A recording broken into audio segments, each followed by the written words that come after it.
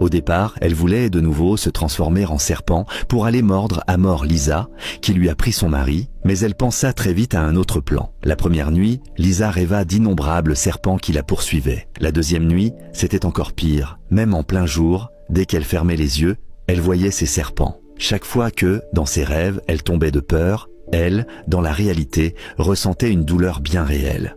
Pour elle, cette maison était devenue extrêmement effrayante. Elle prépara discrètement ses bagages, sans dire un mot de plus, et partit en silence. Et derrière tout cela, c'était Jenny qui contrôlait tout dans l'ombre. C'est elle qui avait appelé ses amis serpents, pour qu'ils, dans les rêves, effraient sans cesse Lisa. Jenny n'était pas seulement une sorcière, elle était aussi membre d'une organisation des serpents.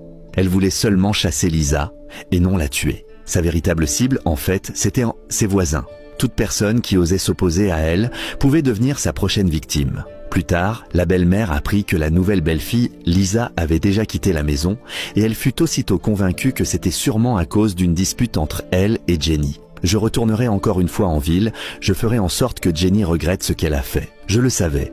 C'est sûrement elle qui a dit quelque chose à Lisa pour l'effrayer au point de la faire fuir. La belle-mère lança ses paroles dures, mais elle ne savait pas du tout que la personne qu'elle avait vraiment provoquée, c'était justement Jenny, et que c'était elle dont il fallait le plus se méfier. Jenny continuait sans cesse à se transformer en serpent, jour après jour, pour aller prendre la vie des voisins. Avec le temps, il y avait déjà 16 voisins morts de sa main. Mais ce qui était vraiment choquant, c'est que son mari avait déjà commencé à soupçonner qu'il y avait un problème.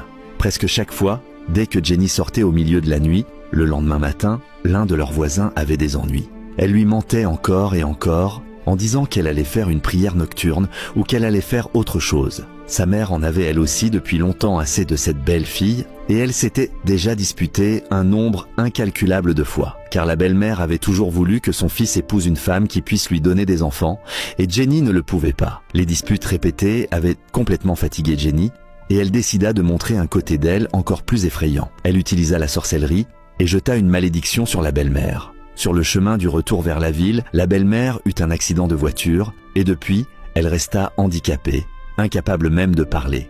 Enfin, cette femme agaçante ne peut plus courir jusqu'à ma maison ni faire des commentaires sur moi devant mon mari, pensa Jenny, satisfaite. Elle avait un voisin, appelé Monsieur Innocent. C'était un vrai coureur de jupons, qui n'avait jamais voulu se marier et qui aimait seulement draguer les femmes des autres. Il convoitait Jenny depuis longtemps, la trouvait très belle et cherchait sans cesse une occasion de se rapprocher d'elle, tout en sachant très bien qu'elle était déjà mariée, mais cela lui était égal. À suivre. N'oublie pas de t'abonner pour ne pas rater la suite de l'histoire, car tu ne peux absolument pas imaginer tout ce qui s'est passé entre eux par la suite.